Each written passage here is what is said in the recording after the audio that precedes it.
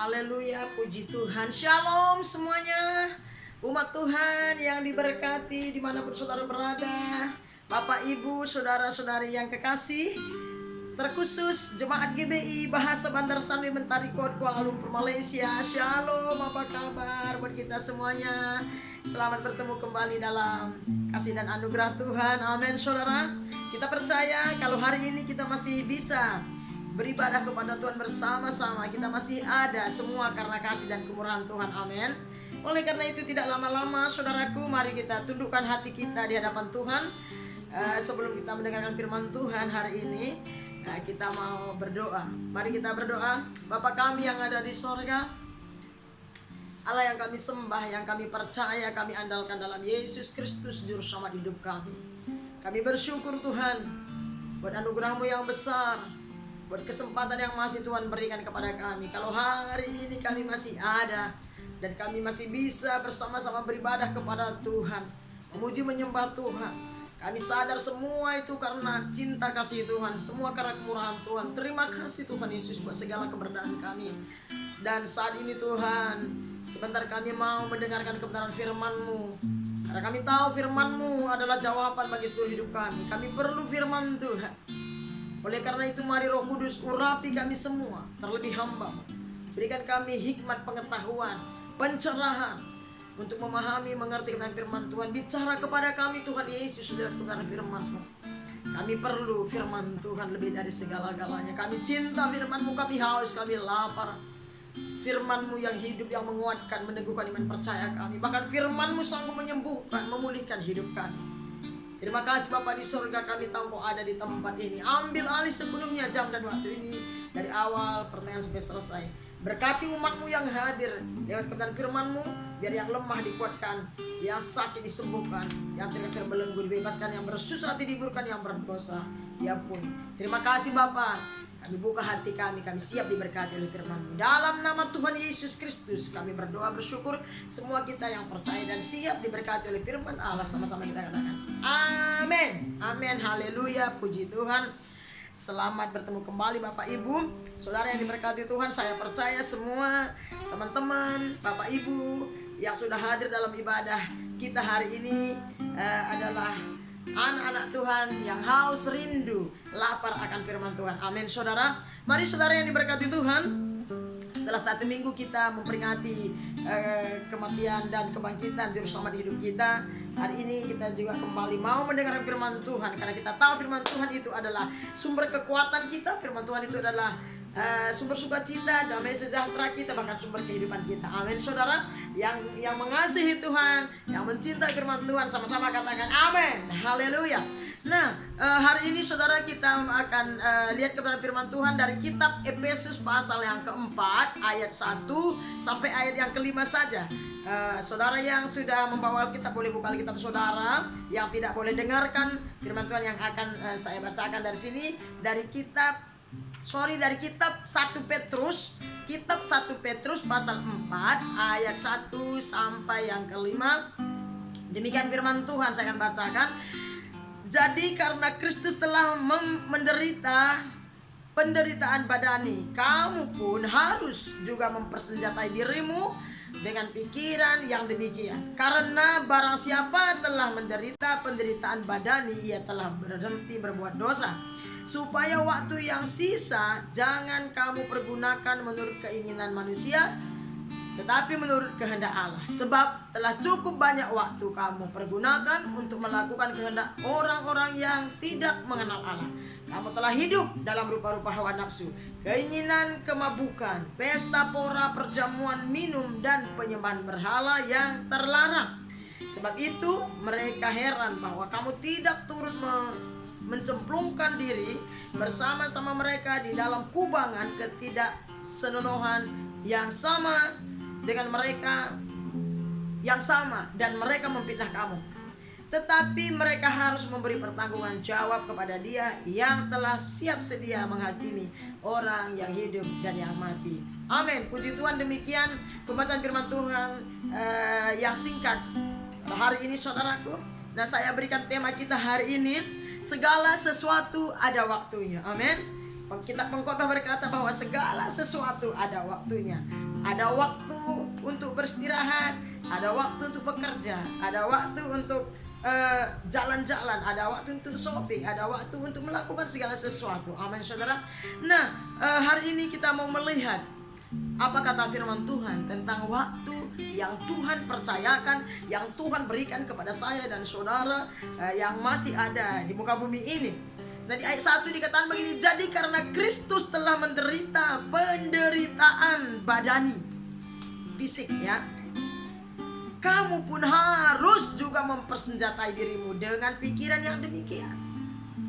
Kita sudah mendengar seberapa lama kita sudah hidup.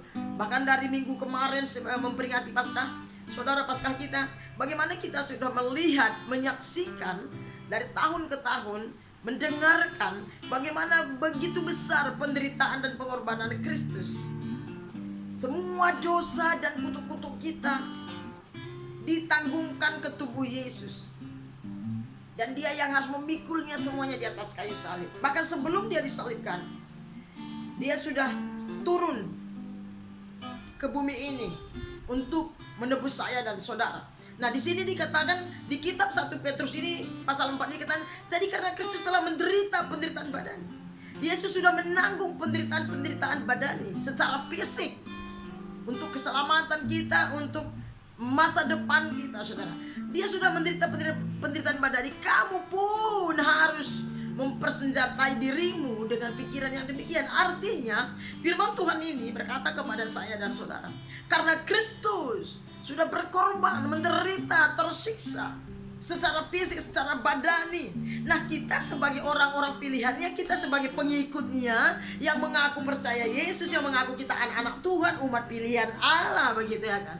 Kita sebagai orang-orang pilihan Tuhan, sebagai gereja Tuhan, sebagai anak-anak Tuhan, kita pun harus juga mempersenjatai atau mempersiapkan hidup kita, diri kita dengan pikiran yang demikian. Artinya kalau Kristus sudah rela berkorban, menderita buat saya dan saudara, dan kita pun seharusnya memiliki sebuah kesadaran yang dalam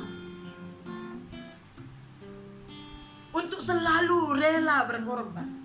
Kita harus memiliki sebuah kesadaran yang dalam, pengertian yang dalam, bahwa kita harus juga siap seperti Yesus, menyangkal diri, berkorban untuk perkara-perkara yang benar, untuk melakukan keinginan-keinginan Tuhan.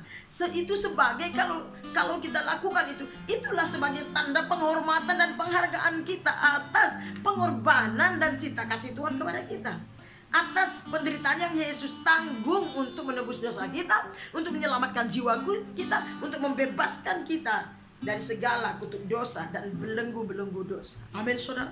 Kita harus mempersenjatai diri kita. Artinya kita harus sepikir dengan Tuhan. Kalau kita sudah terima Yesus sebagai Tuhan dan Juru Selamat hidup kita, dan kita mengaku bahwa kita milik Tuhan, kita mengaku kita anak Tuhan, umat kepunyaan Tuhan, umat kesayangan Tuhan, orang-orang percaya, saudara, kita harus juga memiliki sebuah kesadaran. Kita harus juga mempersenjatai diri kita, menyiapkan diri kita, hati kita, jiwa kita, pikiran kita, untuk selalu seperti Kristus, rela sangkal diri, rela berkorban, siap dipakai oleh Tuhan, siap melakukan apa yang Tuhan mau atas hidup kita. Dan waktu kita melakukan itu, saudaraku, maka itu adalah sebuah tanda penghormatan kita, tanda penghargaan kita, tanda ucapan syukur kita, dan tanda bahwa kita sudah menerima anugerah keselamatan itu dari Tuhan. Nah, karena katanya di bagian B-nya, karena barang siapa telah menderita penderitaan badani, ia telah berhenti berbuat dosa. Haleluya. Jadi saudara, kalau kita tidak mampu mengendalikan diri kita, menguasai hati, pikiran, perkataan kita, saudara, artinya kita selalu masih berjalan di dalam kejahatan atau dosa. Makanya kita banyak dinasihatkan kita supaya kita tidak seperti dunia ini, kita bisa menyangkal diri, begitu ya saudara. Nah, kita harus mempersenjatai diri kita sebagai anak Tuhan. Nah, kalau saudara yang mendengarkan firman Tuhan ini mengaku saudara umat pilihan Tuhan, murid Tuhan, anak-anak Tuhan, orang percaya kepada Tuhan. Mari kita belajar untuk mempersenjatai diri kita. Artinya kita tidak sama lagi dengan orang-orang yang tidak percaya kepada Yesus sebagai Tuhan dan Juru Selamat. Ayat yang kedua, saudara, dikatakan begini, supaya waktu yang sisa jangan kamu pergunakan menurut keinginan manusia, tetapi menurut kehendak Allah. Waktu yang sisa itu maksudnya waktu apa, saudara? Artinya waktu yang masih Tuhan percayakan kepada kita, waktu yang masih kita hidup, saudara. Artinya selagi kita masih hidup di dunia ini, selagi masih Tuhan berikan kesempatan kita ada di muka bumi ini, saudara, Tuhan bilang ini, pergunakanlah waktu. Amin. Boleh saudara kasih tahu sama kanan kiri saudara, mari kita pergunakan waktu kita dengan baik. Artinya pergunakanlah waktu yang masih ada sebelum Tuhan memanggil kita pulang ke sorga, ya. Pergunakanlah waktu yang masih ada ini untuk perkara-perkara rohani, untuk perkara-perkara yang kekal, untuk perkara-perkara yang membangun iman saya dan saudara di dalam Tuhan, untuk hal-hal yang mendatangkan kebenaran dalam hidup saya dan saudara, supaya kamu, kata firman Tuhan, supaya waktu yang sisa itu adalah waktu yang masih Tuhan percayakan kita hidup di muka bumi ini, saudara. Karena ada waktunya kita tidak ada di muka bumi ini. Waktu kita di dunia ini sangat terbatas.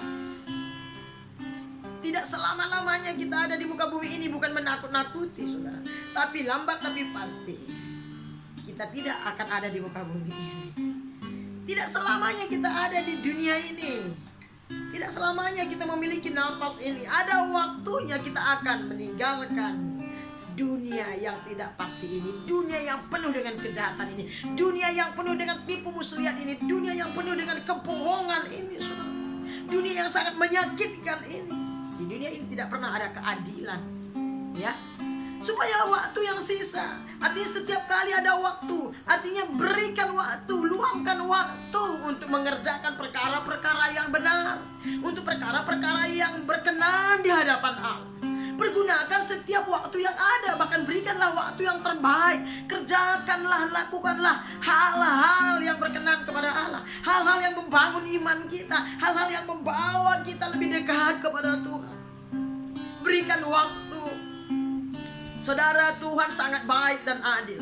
Dia berikan kita waktu, kita bisa bekerja. Ada waktu untuk bekerja, ada waktu untuk berusaha atau bisnis, ada waktu untuk studi atau belajar, ada waktu untuk kita istirahat, ada waktu untuk kita shopping, ada waktu untuk kita bersilaturahmi, kunjungan dengan keluarga, teman dan sahabat. Tapi ingat baik, jangan sempat kita tidak ada waktu dengan Sang Pencipta kita. Jangan sempat kita saking sibuknya kita dengan hal-hal yang lain di dunia ini, sehingga kita tidak ada lagi waktu dengan Sang Pemberi kehidupan.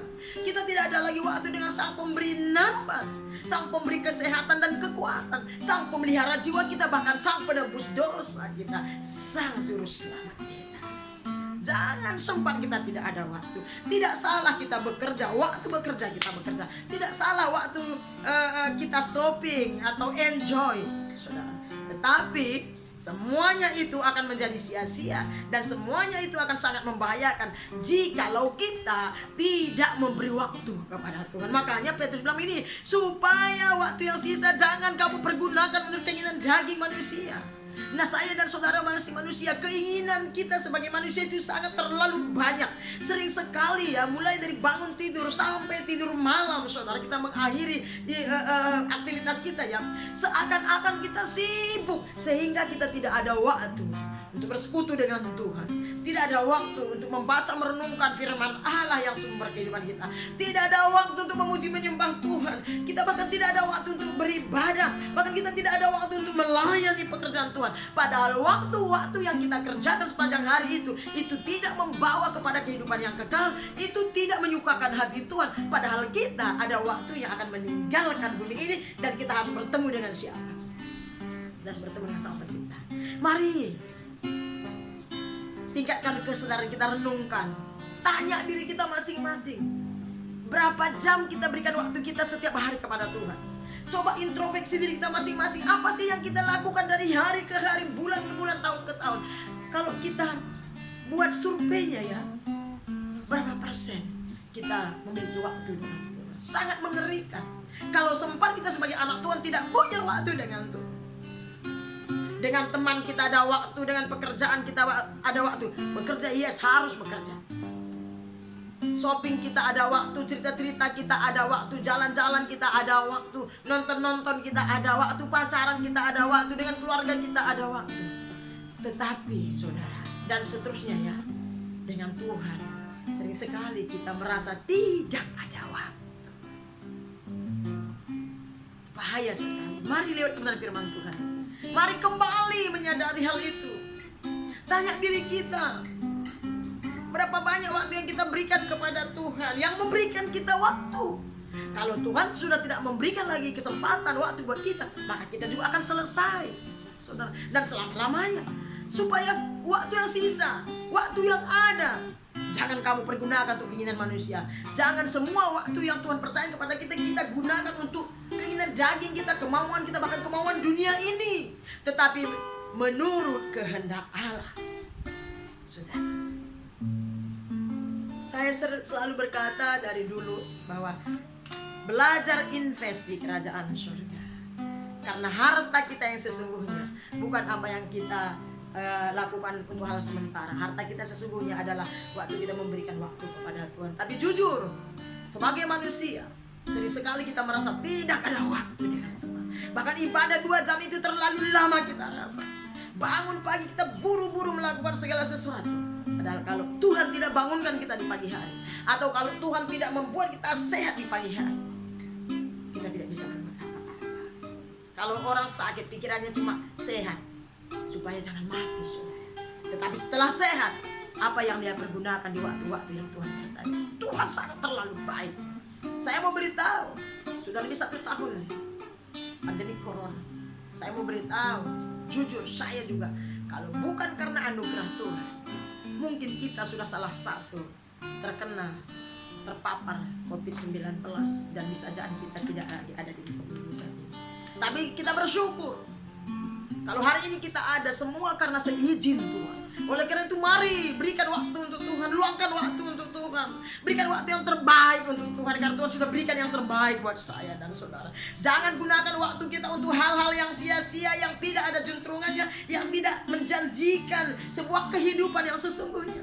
Ingat sekali lagi, catat dalam loh hati saudara, bahwa ada waktunya setiap saya dan saudara tidak ada di muka bumi ini.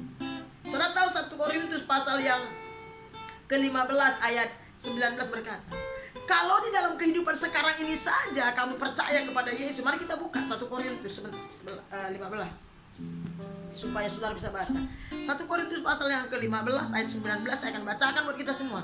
Jikalau kita hanya dalam hidup ini saja menaruh pengharapan pada Kristus, maka kita adalah orang-orang yang paling malang dari segala manusia. Artinya gini, kalau kita pikiran kita, pemahaman pengertian kita, visi misi kita setakat di dunia ini, hidup sukses gitu ya, berumah tangga, beranak cucu, menikmati hidup ini. Kalau hanya seperti itu, firman Tuhan berkata di 1 Korintus 15 ayat 19, saudaraku, engkau orang yang paling malang, orang yang paling sial maksudnya saudara. Orang yang paling tidak beruntung. Kenapa? Karena orang-orang seperti itu tidak akan pernah bertemu dengan Sang Pencipta. Bahaya.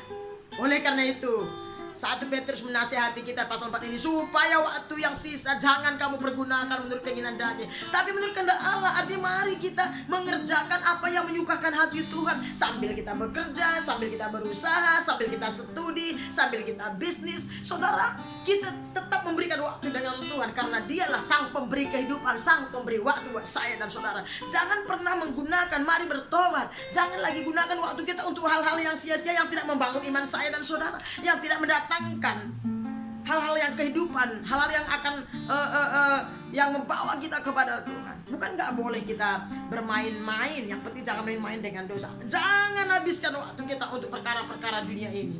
Mari kita buka Efesus pasal yang ke-5. Efesus pasal yang ke-5 ayat 16 saja. Efesus pasal yang ke-5 Ayat yang ke-16 aja dulu saya bacakan buat kita semua. Efesus pasal yang ke-5 ayat yang ke-16 dikatakan begini. Dan pergunakanlah waktu yang ada, karena hari-hari ini adalah jahat. Sistem dunia ini jahat. Dunia ini jahat, saudara. Maksudnya jahat apa? Dunia ini dengan segala sistem dan tetek bengeknya akan terus berusaha. Iblis akan pakai dunia ini, sistem dunia ini, untuk membuat kita jauh, bahkan hilang dari hadapan Tuhan. Untuk membuat kita tidak merindukan Tuhan. Kuasa gelap, roh-roh jahat, sistem-sistem dunia ini, saudara, kecanggihan dunia ini akan membuat kita jauh dari Tuhan. Tergantung saudara berhikmat tidaknya mempergunakan waktu. Sistem dunia yang jahat ini bisa membuat kita hilang dari hadapan Allah. Sistem dunia yang jahat ini pelan tapi pasti akan membuat kita hampa tawar dengan Tuhan. Akan membuat kita jauh dari hadirat Tuhan. Tidak ada lagi kerinduan dan kehausan kepada Sang Pencipta kita.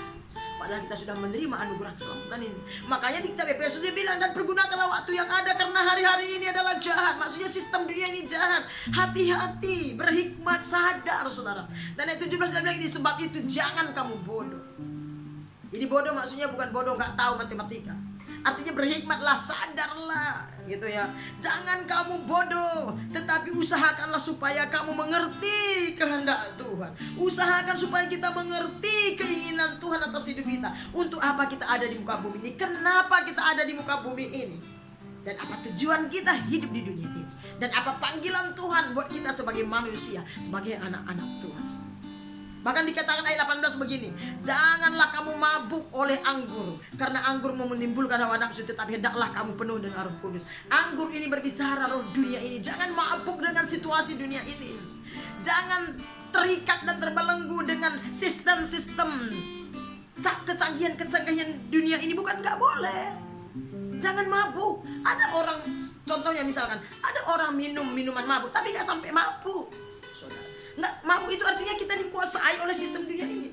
Jangan kita dikuasai dan dikendalikan oleh sistem dunia ini, oleh kecanggihan dunia ini, Bapak Ibu Saudara yang diberkati Tuhan. Tetapi hendaklah kamu penuh dengan roh, R-nya R besar. Hendaklah kamu dipimpin oleh roh Tuhan, maksudnya.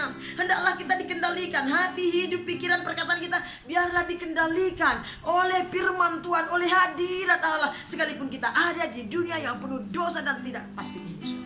Amin. Makanya coba kita lompat ke ayat 15. Efesus pasal yang ke-5. Di ayat 15-nya apa dia bilang? Begini. Karena itu perhatikan dengan seksama bagaimana kamu hidup. Tuhan bilang enggak begini. Karena itu perhatikan dengan seksama bagaimana orang hidup. Bagaimana keadaan dunia ini bukan enggak boleh. Tapi Tuhan bilang begini. Karena itu perhatikan secara pribadi saudara. Karena itu perhatikanlah dengan seksama, dengan baik-baik maksudnya. Bagaimana kamu hidup. Bagaimana kamu mempergunakan hidupmu, mempergunakan waktu yang Tuhan percayakan kepadamu. Bagaimana kamu menggunakannya. Bagaimana kamu mempergunakan kesempatan-kesempatan yang masih Tuhan percayakan kepadamu.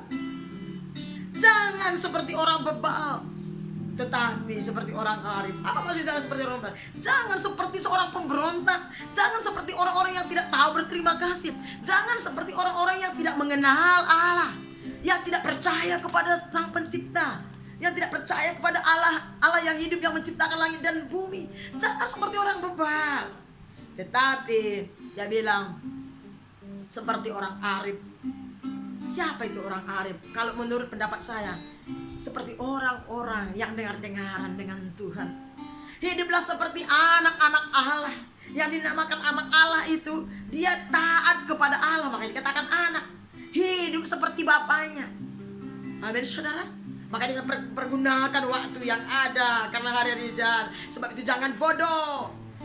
Jangan buat masa bodoh, jangan cuek. Jangan terpengaruh dan terbawa arus. Jangan diikat dan dibelenggu oleh roh-roh dunia ini. Jangan mabuk saudara. Orang dunia mabuk kanan kiri, kita mungkin mau mabuk dengan teknologi dunia ini. Tapi saya dan saudara harus berani tampil beda sebagai anak-anak Tuhan yang sudah dipilih oleh Allah. Amin saudaraku. Jangan mabuk, tapi biarlah Roh Kudus mengendalikan kita, kuasai diri kita. Bukan kita nggak boleh happy, boleh sejauh itu tidak dosa. Saudara tahu hal yang baik-baik pun, kalau hal yang bukan baik, hal yang tidak dosa pun kelihatannya tidak dosa, tapi kalau kita sudah dikendalikan dan dikuasai, saudara, itu akan bisa menjadi dosa. Contoh tadi, kita bisa jalan-jalan, kita bisa shopping, bisa pacaran yang belum menikah. Tapi kalau kerjanya pacaran melulu, nggak ada waktunya lagi ngapa-ngapain, jalan melulu, nonton melulu, saudara. Ya, apa kata si Boris? Ya, sama aja dengan gue. Artinya berontak kepada Tuhan. Artinya membelakangi Tuhan, tidak mau tahu dengan Sang Pencipta. Mari introspeksi diri. Boleh katakan sama kanan kiri, mari sama-sama kita sadar sebagai anak-anak Tuhan. Amin. Oleh karena itu, saudaraku, Alkitab tadi berkata, supaya waktu yang sisa jangan kamu pergunakan menurut keinginan manusia, tapi menurut kehendak Allah. Saudaraku, ingat sekali lagi bahwa ada waktunya kita tidak ada di muka bumi ini. Jangan buang-buang waktumu dengan sia-sia. Tetapi pastikan waktu-waktu yang masih Tuhan percayakan kita pergunakan dengan sebijaksana mungkin. Kita pergunakan untuk perkara-perkara yang benar, yang mendatangkan berkat buat kita, berkat rohani, berkat jasmani. Saudara, orang yang mempergunakan waktunya dengan Tuhan, pasti Tuhan tidak sia-sia. Kita lihat Kolose pasal 4. Kolose pasal 4 ayat yang kedua dan 4. Kolose, mari buka Alkitab saudara, kitab Kolose pasal yang keempat ayat yang kedua dan keempat saja. Katakan begini, bertekunlah dalam doa dan dalam pada itu berjaga-jagalah sambil mengucap syukur. Artinya jangan sempat berhenti berdoa. Apapun situasi kondisi kita, harus ada waktu yang kita berikan bersekutu dengan Allah, berdoa, memuji, menyembah Tuhan, bergaul dengan Tuhan. Kalau menurut saya, waktu kita membaca merenungkan firman Tuhan itu juga doa. Karena doa itu bukan minta-minta. Doa itu adalah hubungan. Doa itu adalah pergaulan, saudara, komunikasi, saudara. Bertekun dalam doa dan dalam pada itu berjaga-jaga sambil mengucap syukur. Amin. Ayat yang keempat, hiduplah dengan penuh hikmat. Nah, tadi saya sudah kasih tahu, hiduplah dengan penuh hikmat dengan orang-orang di luar. Pergunakan waktu yang ada. Berhikmat mempergunakan waktu kita dengan orang-orang yang di luar Tuhan, dengan orang-orang yang tidak mau mencari kehendak Tuhan. Berhikmat, berikan waktu, nggak apa-apa berteman, bersahabat, bergaul. Tapi ingat baik-baik, harus berhikmat. Jangan gara-gara ini, gara-gara itu, gara-gara A, B, C, D sampai Z, sehingga kita tidak ada lagi waktu dengan Tuhan. Mari bertobat bersama-sama. Amin, saudaraku. Nah, seterusnya kita buka 1 Petrus pasal yang kedua, yaitu bicara tentang pergunakan waktu tadi. Pasal 1 Petrus pasal yang kedua ayat yang ke-15 dan ayat 16 ini. Sebab inilah kehendak Allah. Karena tadi dikatakan pergunakan waktu menurut kehendak Allah. Sebab inilah kehendak Allah, yaitu supaya dengan berbuat baik kamu membungkamkan kepicikan orang-orang yang bodoh. Berbuat benar sini maksudnya. Supaya, sebab inilah kehendak Allah, yaitu supaya dengan berbuat benar, dengan hidup benar. Baik sini benar maksudnya. Dengan hidup benar, dengan hidup baik, saudara, kita mengalahkan, membungkamkan kepicikan orang-orang yang bodoh. Siapa itu bodoh di mata Tuhan? Orang yang tidak mau tahu dengan Tuhan. Orang yang bodoh di Alkitab itu adalah orang yang tidak mau tahu dengan Sang Pencipta, orang yang melawan, orang yang berontak, orang yang tidak percaya, orang yang tidak mau dengar-dengar dengan Sang Pencipta. Itu orang yang sombong dan angkuh, anak durhaka di mata Tuhan. Ayat 16, hiduplah sebagai orang merdeka, amin, dan bukan seperti mereka yang menyalahgunakan kemerdekaan itu untuk menyelubungi kejahatan-kejahatan mereka, tetapi hiduplah sebagai hamba Allah. Yesus sudah memerdekakan kita, kata Alkitab. Kemerdekaan Kristen judulnya. Tuhan sudah memerdekakan kita lewat kematiannya di atas kayu salib, sudah membebaskan kita, sudah melepaskan kita dari ikatan belenggu dosa, dari kutuk setan, kutuk iblis, kutuk kematian, kutuk kebinasaan, saudara. Tuhan sudah bebaskan kita, makanya di atas kayu salib Yesus berkata, sudah selesai. Tetapi ingat baik-baik, jangan salah mempergunakan kemerdekaan itu. Kalau kita sudah dimerdekakan Tuhan dari semua kutuk dosa, ikatan belenggu dosa, saudara, dan ikatan kuasa gelap setan, roh duniawi itu, tidak lewat kematian Kristus di atas kayu salib lewat darah. Mari pergunakan waktu itu sebaik-baik mungkin. Mari kita mempergunakan waktu yang masih Tuhan percayakan ini untuk menyukakan hati Tuhan, untuk mencari perkenanan Tuhan, untuk menyenangkan hati Tuhan, dan pastinya kita diberkati. Orang yang melakukan kehendak Allah pasti diberkati. berkat dari Tuhan bukan hanya uang. Karena soal uang saja orang yang tidak percaya Tuhan Yesus banyak kaya. Tapi berkat yang dijanjikan Allah, ada berkat yang jauh lebih besar nilainya, yang jauh lebih penting dan lebih berharga kepada saya dan saudara, lebih daripada emas dan perak, yaitu berkat keselamatan, berkat kesehatan, damai sejahtera, sukacita, sehingga kita bisa menikmati hidup ini dan hidup kita memuliakan nama Tuhan. Amin saudara. Mari berikan waktu kepada Tuhan. Mari berubah. Mari bertobat. Kalau tahun kemarin sudah banyak waktu yang kita luangkan untuk hal-hal yang sia-sia, yang tidak mendatangkan, perhatikan begini, cek saja mana waktu yang berkenan kepada Tuhan, mana waktu yang tidak berkenan kepada Tuhan. Lihat, setelah kita kerjakan, lakukan sesuatu, bukan pekerjaan ya. Kalau pekerjaan kita memang harus bekerja ya, sesuatu yang di luar dari pekerjaan kita. Misalkan apa yang kita lakukan itu sesuatu yang kita kerjakan dan lakukan setiap hari. Kalau itu tidak membuat kita semakin mengenal Tuhan, tidak membuat kita semakin dekat kepada Tuhan, tidak membawa kita semakin bertumbuh iman kita kepada Tuhan, saya mau kasih tahu bahwa itu waktu perlu dibuat.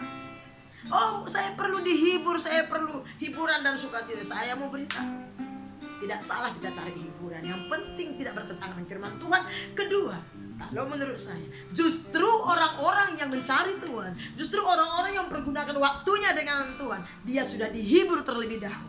Karena penghiburan yang dari Tuhan, sukacita yang dari Tuhan, kebahagiaan yang dari Tuhan adalah melebihi segala sesuatu. Kebahagiaan, sukacita, penghiburan yang ada di muka bumi ini. Yang percaya katakan amin, haleluya. Yang ketiga saudara dikatakan begini, 1 Petrus pasal 4 kembali ditanya yang ketiga, sebab telah cukup banyak waktu kamu pergunakan untuk melakukan kehendak orang-orang yang tidak mengenal Allah, termasuk kita sebelum kita mengenal Allah. Sebab setelah cukup banyak waktu kamu pergunakan untuk melakukan kehendak orang-orang yang tidak mengenal Allah, kamu telah hidup dalam rupa-rupa hawa nafsu, keinginan, kemabukan, pesta pora, perjamuan, minum, dan penyembahan berhala yang terlarang. Saudara, segala sesuatu yang dunia ini kita lakukan, kalau sudah berlebihan itu sama dengan penyembahan berhala. Pesta pora, nggak salah berpesta. Tapi kalau kerjaan kita pesta pora melulu, jalan-jalan melulu, makan-makan melulu, saudara, perjamuan-perjamuan melulu, di luar Tuhan maksudnya, saudara, itu sama dengan penyembahan berhala. Artinya kita belum bertobat, artinya kita masih di bawah belenggu dosa, saudara. Kalau saya boleh kasih tahu hari ini, stop. Amin. Bukan hanya kita menyetop bas, tapi mari stop dengan roh dunia ini. Mari stop dengan dosa, stop dengan hal-hal yang sia-sia. Stop, sudah cukup kata Tuhan, sudah cukup lama. Amin saudara. Beranikah kita berkata kepada hidup kita, daging hati kita, stop untuk melakukan hal-hal duniawi. Stop untuk melakukan hal-hal yang sia-sia, yang tidak mendatangkan kehidupan yang kekal, yang tidak mendatangkan pertumbuhan iman. Saudara, mari lebih menyadari, lebih berhikmat mempergunakan waktu kita. Karena semua orang yang sudah dipanggil Tuhan tidak bisa bertobat. Kita cuma bisa bertobat dan berubah selagi kita masih hidup. Makanya Tuhan bilang, pergunakan waktunya. Mari introspeksi diri, apa yang kita lakukan selama ini, sepanjang bulan ini, sepanjang tahun ini. Buat catatan kita, apa yang paling banyak kita lakukan. Nah, Alkitab bilang begini, hukum Alkitab cuma satu, apa yang kamu tabur kamu tuai. Kalau kita tabur banyak, kerjakan, lakukan banyak hal yang sia-sia, percayalah Alkitab tidak pernah berbohong. Maka yang akan kita terima juga adalah hal-hal yang sia-sia. Mari tabur hal-hal yang berarti buat hidup kita, buat masa depan kita sekarang ini di dunia ini, bahkan buat masa depan kita yang akan datang bersama dengan Tuhan. Kita buka Kolose pasal 3, ayat yang paling selalu saya ucapkan ini. Kolose pasal 3 ayat yang kelima dikatakan begini, manusia baru judulnya. Karena itu matikanlah dalam dirimu segala sesuatu yang duniawi. Apa itu duniawi? Yang bertentangan dengan firman Tuhan, tidak seturut dengan firman Allah, yaitu hal-hal kedagingan, keduniawian. Bahkan di ayat yang lain firman Tuhan bilang begini, janganlah kamu menjadi serupa dengan dunia ini, karena dunia ini sedang lenyap kepada kebinasaannya. Dan Tuhan tidak mau kita lenyap bersama dengan dunia ini. Tuhan tidak mau, makanya dia bilang matikan, buang. Tinggalkan semuanya, lenyapkan segala sesuatu yang duniawi. Karena itu matikan dalam dirimu segala sesuatu yang duniawi, yaitu percabulan, pikiran cabul dan sebagainya. Kenajisan hawa nafsu, hawa nafsu. Saudara, boleh ada nafsu tapi jangan hawa nafsu. Nafsu jahat, apa itu yang jahat? Segala yang jahat bertentangan dengan kebenaran. Apa saja yang bertentangan dengan firman, yang bertentangan dengan firman Tuhan, itu jahat di mata Tuhan. Dan juga keserakahan yang sama dengan penyembahan berhala, semuanya itu mendatangkan murka Allah, penghukuman maksudnya atas orang-orang durhaka. Tadi saya sudah kasih tahu. Kalau kita tidak pernah menyadari, tidak mau menyadari, saudara, dan tidak mau menyediakan waktu dengan Tuhan, sebenarnya kita durhaka di mata Tuhan. Kita orang yang tidak tahu berterima kasih.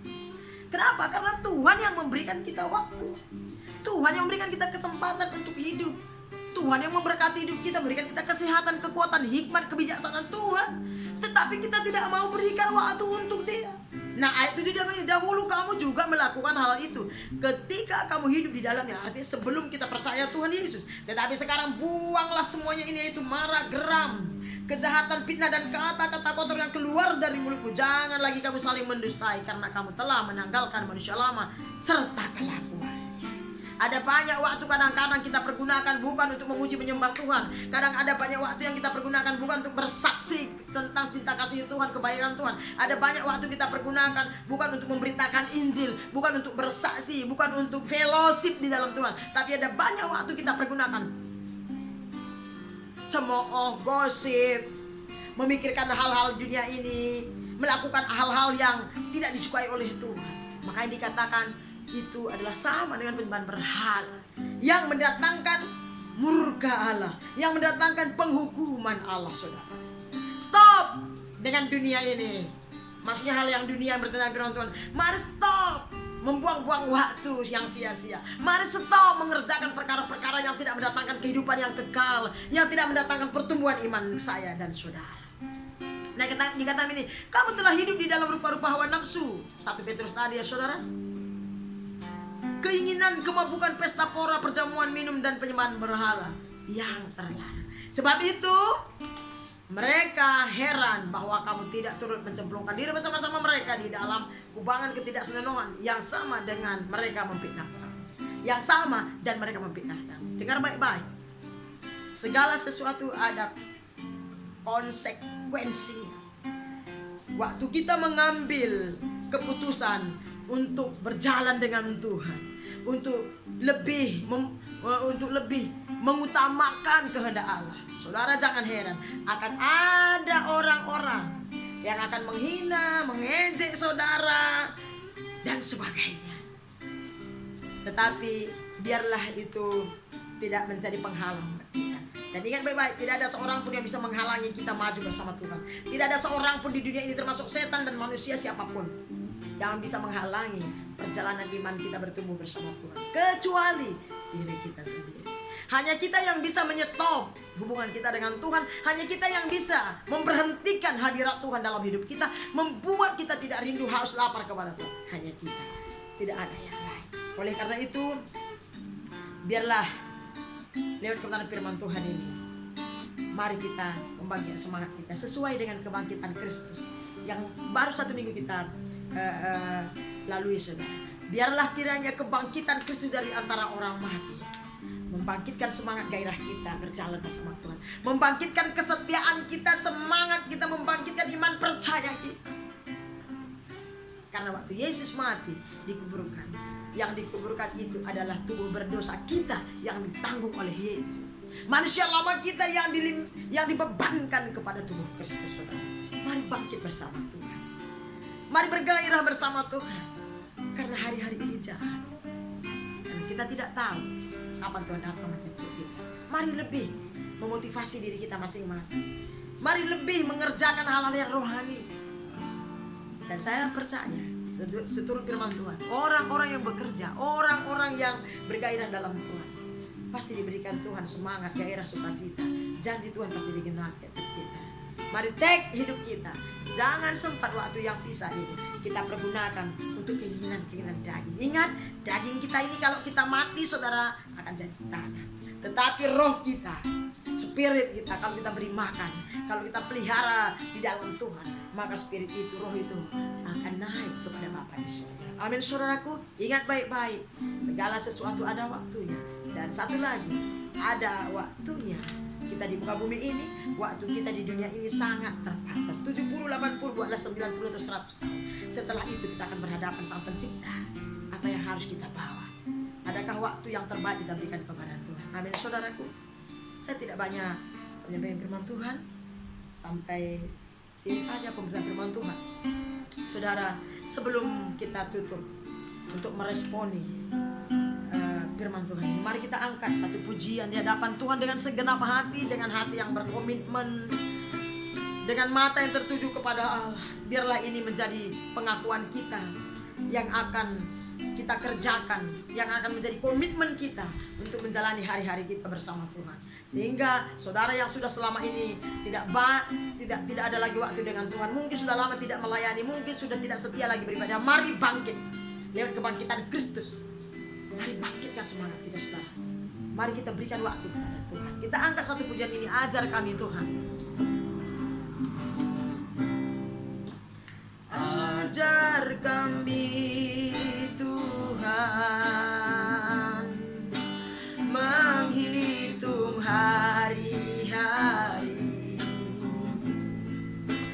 agar kami beroleh hati bijaksana.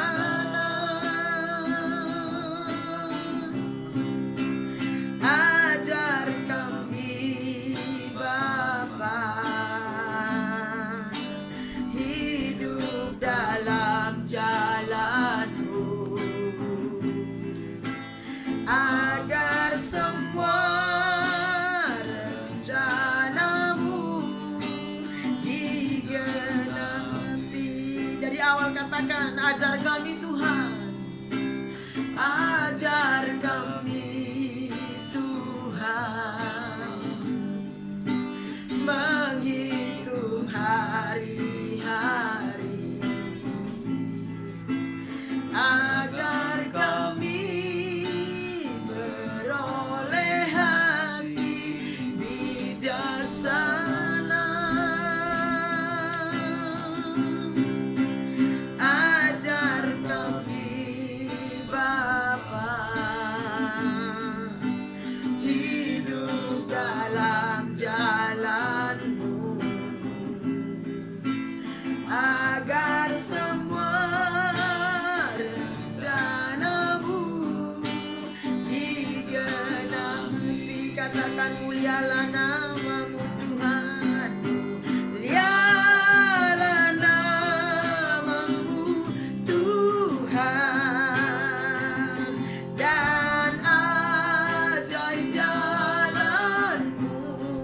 Bimbing kami di setiap waktu. Besar setia-Mu Tuhan, besar setia-Mu Tuhan, dan agung karya-Mu. Yesus, kami bersyukur padamu. Katakan, mulialah nama-Mu Tuhan, mulialah nama-Mu Tuhan, dan ajaib jalan-Mu. Bimbing kami di setiap waktu. Besar setia-Mu Tuhan, besar setia-Mu Tuhan, dan agung karya-Mu. Yesus, kami bersyukur padamu.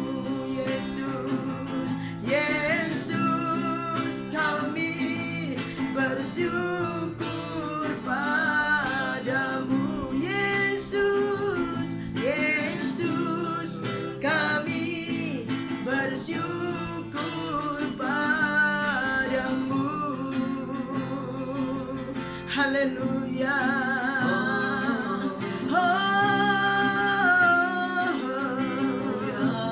Ajar kami menghitung hari-hari kami,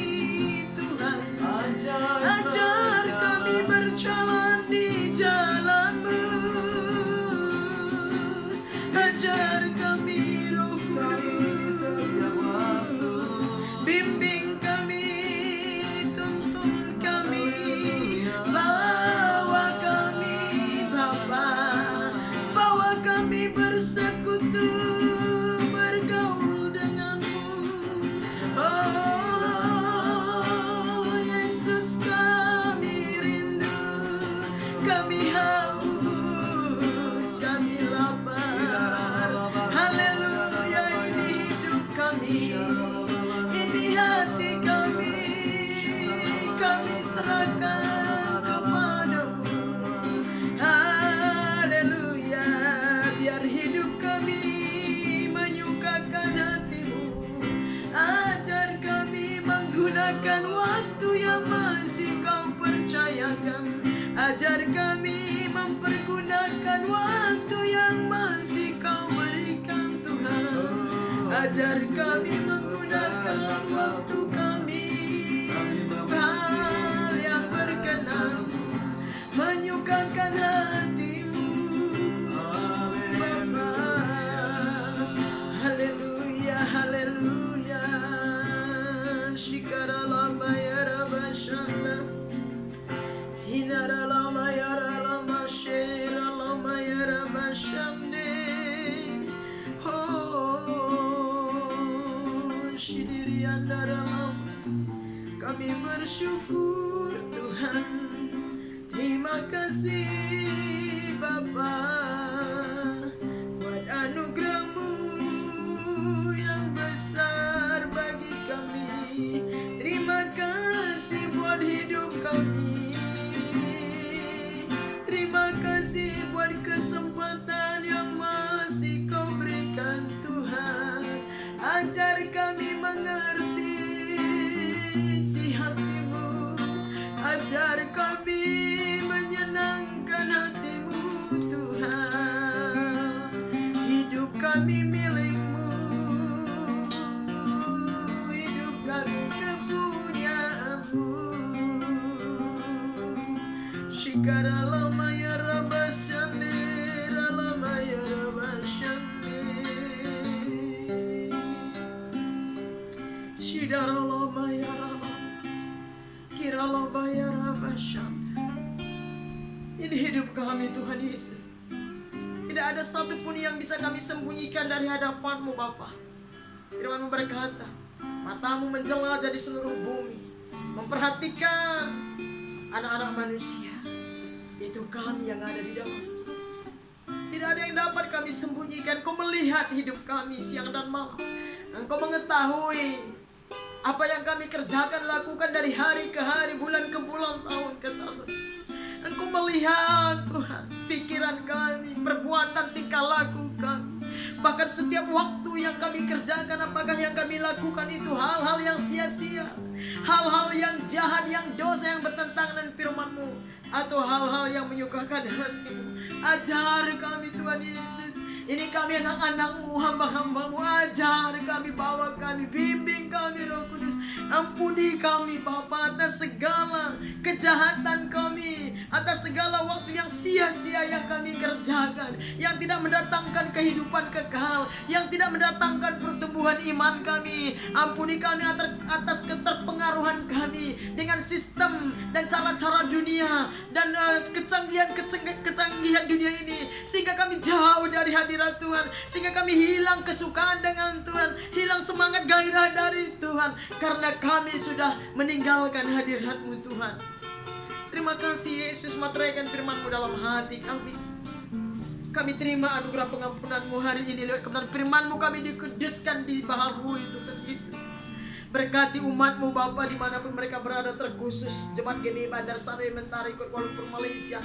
Biar lewat kebenaran firman Tuhan ini umat-Mu dibaharui, dibangkitkan semangatnya, diampuni, dan dibawa kembali bersekutu dengan Tuhan, bergairah dengan Tuhan.